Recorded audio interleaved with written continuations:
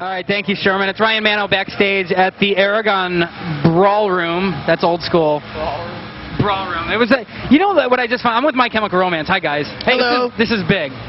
I'm with Mikey and Ray, and I just found this out tonight. Like, back in the 40s, like, this was the place to be in Chicago. Like, Glenn Miller Orchestra would play here, and, like, everybody would flock here and ballroom dance out on that floor. Wow. Whoa. This is amazing. Like, it's always great to play, you know, venues that have a lot of history, that look lived in, and, I mean, you know, from the outside and on the inside, they might look a little run down, but, you know, there's always a vibe and an energy about places like that, and, you know, you can feel the same thing here. Yeah, it's always crazy because, like, Chicago was the first city to embrace us. You know, like, there was New Jersey, and then Chicago was the next to our hometown. And I'll bet you I was at most of those early gigs. It's just crazy because, like, Chicago and the UK were the two things away from home that, like, always felt like had our back, and we look forward to all of our Chicago shows. Yeah. Well, two things there. First of all, it's nice to hear a history in a venue. Like, you know, a lot of people take that for granted. Go, this place was, like, rocking in the 40s. Right. You know what I'm saying? And it's become something different now, so it's cool to appreciate that. The other thing, like, a lot of bands do say that Chicago's sort of a litmus test where if you can come here and you can make these kids move, like, you're doing something right. Oh, yeah. Well, I mean, you know, like Mikey was saying, you know, like, our fans and kids in Chicago and, you know, have been some of the most supportive and best, you know, that all over the world. And, yeah, it's always a pleasure to come here. You know, we always have a great time. And I get the feeling that you're not just saying that. No, it's. I mean, it's a lot totally of it true. Like Chicago. You know, a couple of years ago, we played a show with the Used at the Metro. I was there. And it was, you know, it was our first big show. I remember walking into the Metro, and we were like, "Holy crap, this venue's enormous!" You know, and like everybody there was so welcoming, and like, you know, kids got so into it and made us feel. That was like the first time I think any of us signed any autographs or anything like that. Totally. You know. And, yeah, I mean, they just showed the love, so. Yeah, we saw some of them at the signing today, actually. Like, just kids from the past. Yeah. And you're like, wow. Do you recognize, like, can you recognize those faces? Oh, absolutely.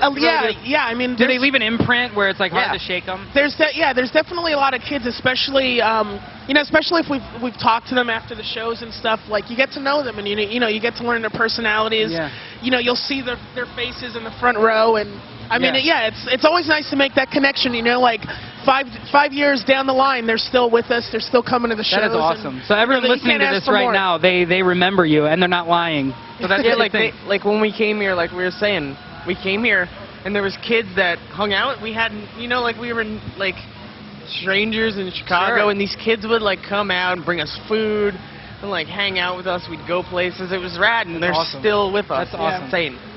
You know, and Ray, you just talked about how you can feel something in a building, like, and I know, I mean, was that place where you guys recorded the record, like, was there some legitimate stuff going on? Who had to leave? Didn't someone leave? Yeah, that was me. Was it for real? Like, was that like a strange? There was definitely, you know, some energy there, you know, like some kind of force, and I mean, you know, sometimes we would, you know, you would hear like doors slamming out of nowhere, and you know, sometimes voices. You'd hear, you know, water would be running in Bob's room, and there was definitely some mystical forces going on there. But you know, we came through it, and you know, came through stronger. And I think it. Well, go ahead. No, I was saying, I just remember Papa Roach stayed in there right before us, and their album's called Paramore. The Paramore demos. Yeah, the Paramore or something, and the drummer. He had your room. Yeah, you know, he comes up to us. He's like, "Who had the blue room?" And I put my hand on my forehead. And then my brother nudged him, like, he was like, and he's like, "Oh, nothing." Oh my God, dude. So he must have had like some similar kind of story. experience. Yeah. And there was a lot of times I slept on my brother's floor. He was in the room. There's like a bathroom in between them. I would sneak in his room and go on the floor. Strange forces, man. Well, that's cool. I mean, and I think, I mean, it obviously had an effect on the finished product, I think. I mean, yeah, you know, I think it did. You know, like some of the more darker material was written there, and I think once we got out of that place, and you know, you know, kind of got out of that place, and we stayed at the Oakwoods Apartments, which we were. It was just nice to get out of there, you know, and just get into a more comfortable environment, and you know, I think the song, the lyrics, the music too, kind of took a turn for the better as well. So. Well, and you guys have. I mean, I've talked to you guys like since the record's been out, but I mean, you couldn't. There's no way to be prouder of what you made. Like, you made... Thank you.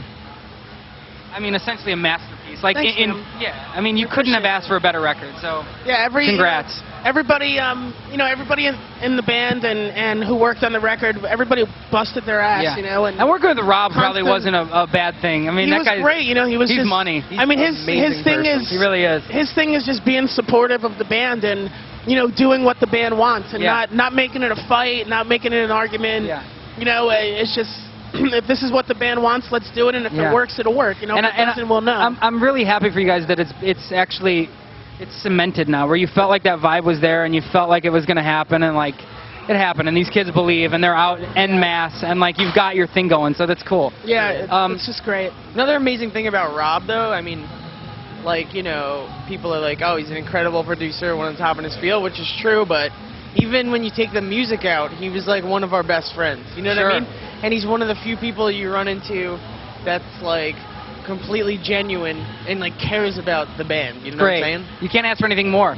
So I had dinner with Tim and Joe from Rise Against tonight, and they're like, "Did you guys announce it today? We're going on tour with them." So that's awesome. Yeah, we're very, very Those guys are my psyched about boys. that. I used to live with Tim, so Oh, really? yeah. So, Yeah, we're really psyched. You know, they're one of those. It's just exciting to see them getting some, Absolutely. attention, well deserved, because they've been making great records. and they've for a long got time. something to say, Yeah. which And is that's what's so really important. Yeah, they You know what I mean? They shared when we did the 2004 Warped Tour a couple of years back. They shared the side stage with us, and we were so psyched to be playing with them. Like we were like, oh, there's another band. They have Yeah. something to say. Absolutely. It's amazing. The band just brings it live too. We're getting the rap sign, so I got to go. I also wanted to tell you, dude, I read the Rolling Stone thing, and I found out I used to sell bootleg Disney dude. DVDs. Oh wait, you're not supposed to announce that. No, my brother dropped it. I mean, Yeah, you're gonna have FBI knocking on your door. it was close. But it's over. You it were was 15. It was close to a decade ago. Yeah. We'll drop it, but I think that's hilarious. And that's how you paid to get your ass into Smashing Pumpkins show. Yes. So credit. You did the Yes, right thing. That's how I got to the You guys, show. I love you. I love you to entrepreneur. death, and you guys are always good to talk to, and we're happy to have you here at Twisted. So Cool. play well, Thank you. We will. Thank you. Thank you. blow it up. Thanks a lot.